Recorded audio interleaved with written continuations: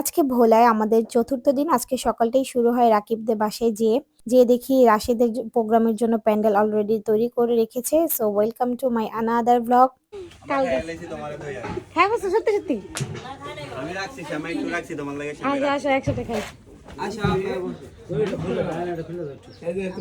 বাবারে আজকে কত আমরা দুইজনে খাইছি ফারিস কোল দাও দাও আমি বাহু নুডলস দাও এই যে আপনি বসেন রাকিব কই রাকিব বল যাও আমি এলাম মিমের বাবা আদর মিমের বেশি কে আমার তো আবদ্ধ আরে আমার ভাই না সিস্টেম আমার একটু হই গেল তুমি দেখো মামা হাত ভাই চম্পা কি করলে দি পাওয়া যায় আমার মনে গলা দিলে মিমাপু খা দেখতেই তো পেলেন আপনারা। আমি এখানে আসার পর ওরা সবাই মিমাপু করতেছিল, তো এইজন্য বাবা বলতেছিল সবাই কেন মিম মিম করে, আমাকে কেউ কেন ডাকে না, আমি তো বড়, আমি তো মামা লাগি। তো যাই হোক এখানে হচ্ছে নাস্তা করব সবাই একসাথে। যদিও আমার আসতে একটু লেট হয়ে যায় ঘুম থেকে ওঠার পর, এসে দেখি মোটামুটি সবারই নাস্তা শেষ হয়ে গিয়েছিল। কাইফে হাল সাদি লেগে ওরা আসো ওটা নিয়ে বলা সৌদি আরব নাতি পালতে পালতে বেহাল অবস্থা।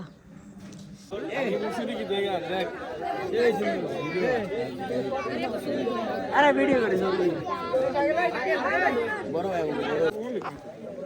মামা এদিক চান ভিডিও গরু খাসি এই যে তুমি ভিডিও করছ না ফরমান, কিন্তু আমার খাবার নাই। দিদি ভাই খেল রে তো নাস্তা করার পরই হচ্ছে তাড়াতাড়ি সবাই রেডি করে এসে খাবার দাবার শেষ করে ফেলে। বাট আমার হচ্ছে লেট হয়ে যায়, আমি আব্বু আম্মুর সাথে বসতে পারিনি, কারণ আমি হচ্ছে আজকেও রাশেদের বউকে সাজিয়ে দিচ্ছিলাম।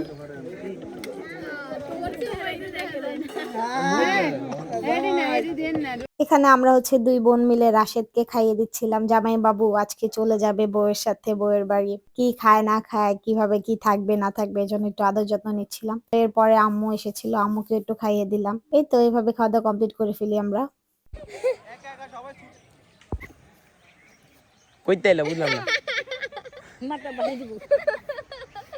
আর মানে আমাদেরকে দেখতেছিল যে আমরা এক একটা ভিডিও করতেছি, সো এই জন্য ও একটু দৌড় দিয়ে এসে একটু ভিডিও করে আবার চলে যায়। তো এরপরে আমরা সবাই মিলে একটু গোল মিটিং করতেছিলাম। হঠাৎ করে খেয়াল করি যে পিছনে ফারিস্তা একা ক্ষেতের মধ্যে গেছে ধান চাষ করতে মেবি। তো এই হচ্ছে আমাদের কালাচান ভাই, যে হচ্ছে ভিডিও করতে চায় না। দেন আমরা হচ্ছে সবাই মিলে জামাই বউর সাথে একটু ভিডিও করলাম, যেহেতু বিয়ের দিন কোনো ভিডিও নাই বউয়ের সাথে। এরপর ওদেরকে বিদায় দিয়ে বাসায় চলে যাই।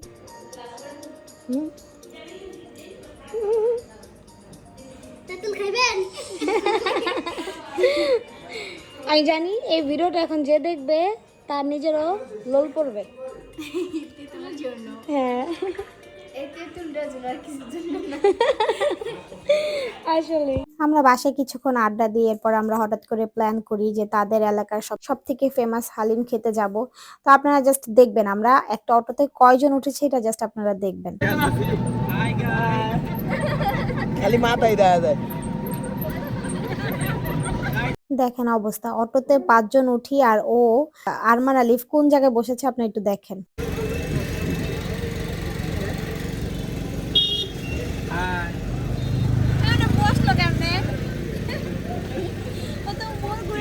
আমরা কিন্তু অলরেডি এতগুলা মানুষ একসাথে একটা অটোতে করে ফেমাস হালিমের দোকানের সামনে চলে আসি। সো আমরা তাড়াতাড়ি করে রাস্তা পার হচ্ছিলাম। এই ফারিস্তা আমরা এখন আছি বুরহানুদ্দিন ভাই হালিম ভোলা না ভাই তৃপ্তি হালিম আসছি। তো এই তো সেই ভোলার ফেমাস হালিমের দোকান ভাই তৃপ্তি হালিম। যারা যারা ভোলাবাসী তারা এটা অবশ্যই চিনবেন আশা করি।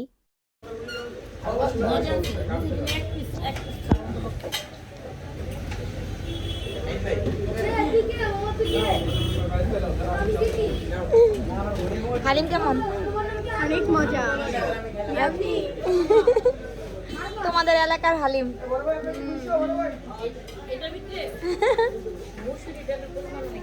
বাবা কেমন? আমি এখনো মুখে দিই নাই। তুমিও খাও নাই? আমিও খাই নাই। তুমি ভাই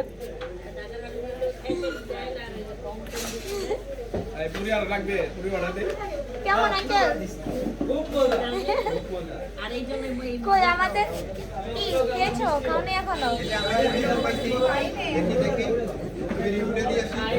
একটু শসা দিছে, হ্যাঁ। একটু তেঁতুল পাইছি, কেমন দেখি? চুকা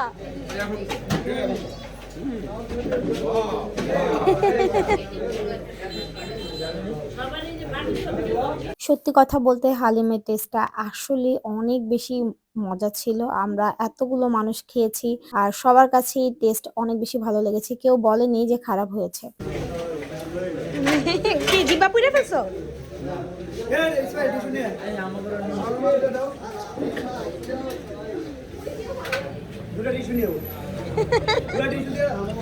পুরাই কার্টুন ক্যারেক্টার। নাইমা গেলে মিস করতা। কঠিন বাতাসে লুঙ্গি উঠাইতে উঠাইতে আসছো তুমি। লুঙ্গি পরা দেখে আসতে চায় নাই।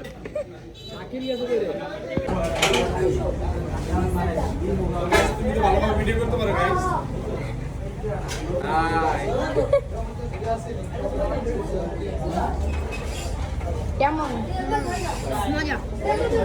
কিন্তু আমার লেবু পড়ছে। আমি মিক্স না করে খেয়ে বলছি না, মিক্স করি নাই, এজন্য লেবু পড়ছে। আর মজা ভালোই। কেমন মামি? দেখতেই তো পেলেন আমার আম্মুও রিভিউ দিয়ে ফেলেছে। সে কিন্তু অনেক খুঁতখুঁতা টাইপের, সহজে কোনো কিছু পছন্দ হয় না, বাট উনিও রিভিউ দিয়ে ফেলেছে।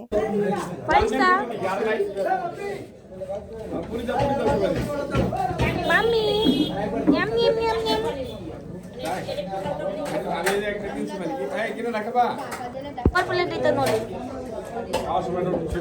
কিন্তু এটা আমরা মেয়ে মানুষ খাবো কিভাবে?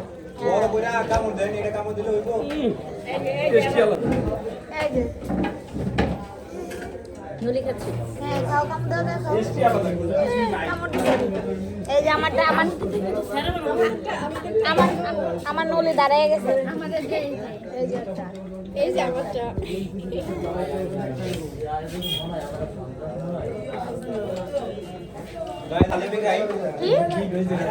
কি খাওয়ার মধ্যে হালিমি খাও।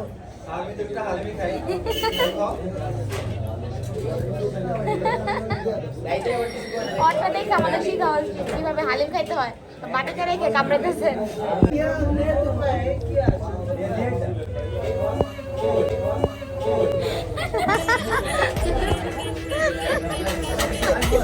বাজাও।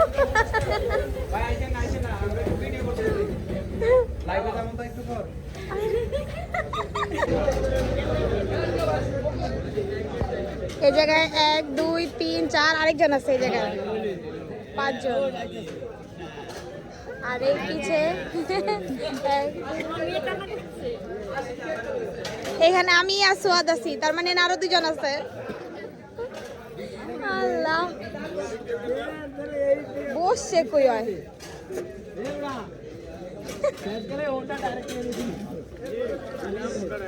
আরে তুমি না পিছে উঠছিলা, যাও পিছে উঠো। দাঁড়াও, যাও পিছে উঠো, পিছে উঠো। এ উঠছিল পিছে, উঠো। উঠছে পিছে। থামো থামো।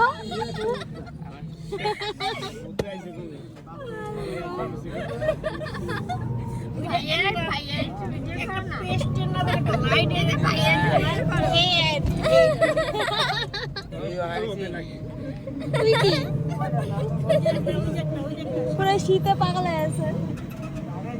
সামনের অবস্থা তো করুন।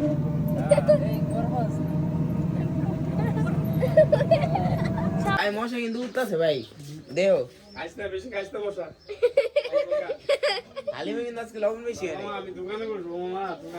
টাটা। আরো চলে যাবে ইনশাল্লাহ, আবার কারো বিয়েতে চোখ খুলতে পারে না। আমরা বিদায় নিয়ে লাভ নেই, ওরা বিদায় এই যে নানু চলে যাবে। খুব খারাপ লাগতেছিল ওদেরকে বিদায় দিতে। তো ওদেরকে বিদায় দেওয়ার পর হচ্ছে আমরা আমিনুলদের বাসায় যাই। আমিনুল হচ্ছে আমাদের অটোর পিছনে যে ছেলেটা ঝুলে ঝুলে যাচ্ছিল ওদের বাসায়। মানে এত কম টাইম নিয়ে আসি, সবার বাসায় যাওয়াটা একটু টাফ হয়ে যায় আমাদের জন্য। তো এরপর বাসায় যেয়ে দেখি রাশেদদের বাসা থেকে আবার ওনারা খাবার নিয়ে এসে বসে আছে। ভাই এত কিছু খাবার পর তো এগুলো ইম্পসিবল খাওয়া। তো এইভাবেই হচ্ছে সুন্দর মতো আমাদের চতুর্থ দিন কেটে যায়। তোমার একটা না বলা হয়েছে না?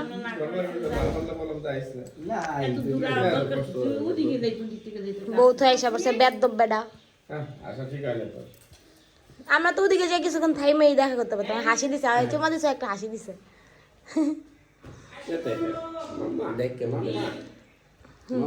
এই যে আমরা চলে যাবো আজকে হাফিজাদের বাসা থেকে। হ্যাঁ এই যে হাফিজাদের বাসায় আজকে কত কিছু করছে আজকে আন্টি। আব্বু বাবা আরে খাইতে খাইতে ডুইবা গেছে।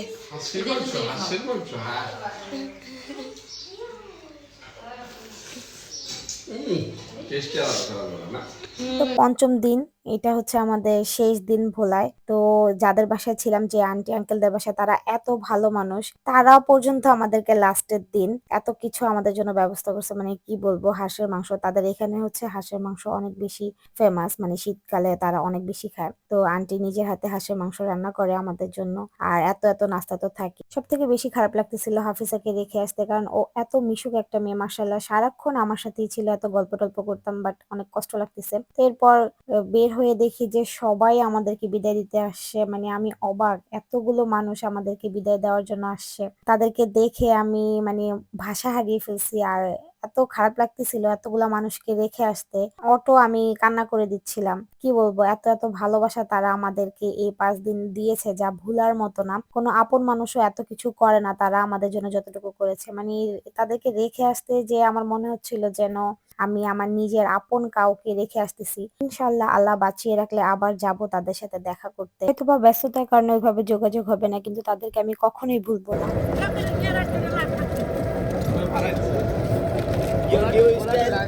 নিউ ট্রেন্ড আমাদের মাঝে এসেছে পলিথিন। রাশেদ ভাই ওলা তো ঢাকা নাকি? তো সবাই থেকে বিদায় নিয়ে আমরা আলহামদুলিল্লাহ অনেক দূর পার করে লঞ্চ ঘাটে চলে আসি। আমার ভাবতে অবাক লাগতেছে যে আজকে আমি ঢাকায় চলে যাব। একদিকে খারাপ লাগতেছিল এতগুলো মানুষকে ছেড়ে যাচ্ছি, যাদেরকে আমি কখনো দেখি নাই, চিনি নাই, তাদেরকে রেখে চলে যাচ্ছি। আরেকদিকে ভালো লাগতেছিল এতদিন পর বাসায় যাব, আমার হাজবেন্ডের সাথে দেখা হবে আমাদের সবার। তো এই তো আমাদের লঞ্চ অলরেডি আল্লাহর নাম নিয়ে ছেড়ে দিয়েছে। আব্বু আম্মু বাহিরে বসে বসে হচ্ছে বাদাম খাচ্ছিল। আমরা ক্যাবিনের মধ্যেই ছিলাম, আর ওরাও বাহিরে এখানে ওয়েট করতেছিল। ওরা হচ্ছে নিচে যেয়ে বসবে, ওরা ওইখানে সিট নিয়েছিল। তো এই টাইমে ঠিক 1টার দিকে আমাদের লঞ্চটা ছেড়ে দেয়, আজান দিচ্ছিল। তো যেহেতু আমরা দুপুরের দিকে যাচ্ছি, এই জন্য আমরা টুকিটাকি অনেক কিছু খাবার দাবার কিনে নিই, যেন ওই টাইমটাতে আমরা খেতে পারি। এখন তুমিও খাওয়াবে আর আমি বাসে শুয়ে থাকবো।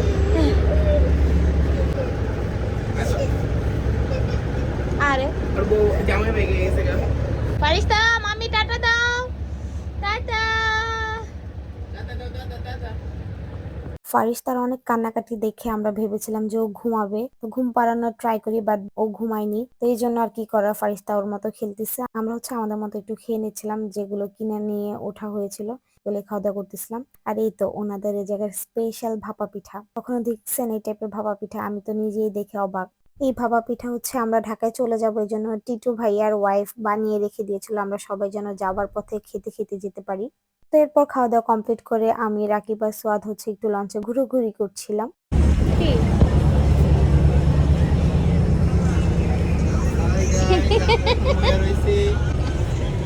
আরে ভাইয়া ঘুমাই গেছিল গা, এই জন্য আর আমার বলতাছে কি ভিডিও করো ভিডিও করো। ওদের ঘুমের সিন ভিডিও করার পর রাকিব হচ্ছে আমাদেরকে বলতেছিল লঞ্চে শেষ মাথায় যাব কিনা। তো যেয়ে দেখি এখানে বাবারে বাবা পানির এত স্রোত, আমার দেখে ভাই অনেক ভয় লাগতেছিল।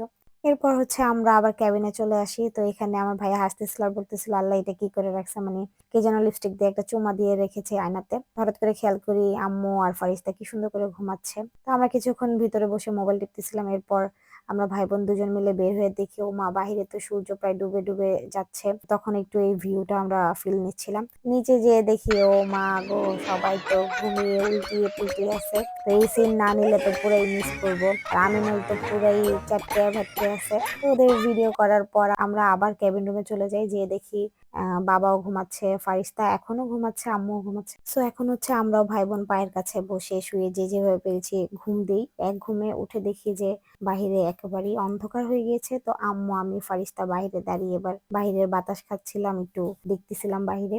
তো একটু পরেই হচ্ছে আমরা সদরঘাট লঞ্চ ঘাটে চলে আসি।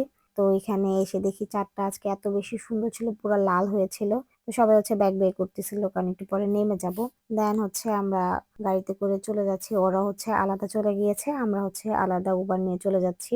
আর এখন অনেক বেশি এক্সাইটেড ফিল হচ্ছিল বাসায় যে হাজবেন্ডকে দেখবো। তো এই তো যেয়ে দেখি একটা চাঁদ মুখ নিয়ে একটা হাসি দিয়ে দাঁড়িয়ে আছে অলরেডি। সে তো তার মেয়েকে পেয়ে মহা খুশি, আমাদের কথা ভুলেই গিয়েছে। সে তো সবার আগেই তার মেয়েকে নিয়ে পারে না একেবারে উপরে চলে যেতে, আমাদের কথা বাদ দিয়ে। আর উপরে যাবার পর তো একজন আরেকজনকে জড়িয়ে ধরে খুব অভিমান চলতেছিল। তো এই তো বাবা মেয়ের মাধ্যমে আজকে আমাদের ভোলার পঞ্চম ডে লাস্ট যে ভ্লগটা এটা এখানে শেষ করছি। সবাই ভালো থাকবেন, সুস্থ থাকবেন। ইনশাল্লাহ নেক্সট অন্য কোনো ভিডিও আপলোড করবো। আল্লাহ হাফেজ।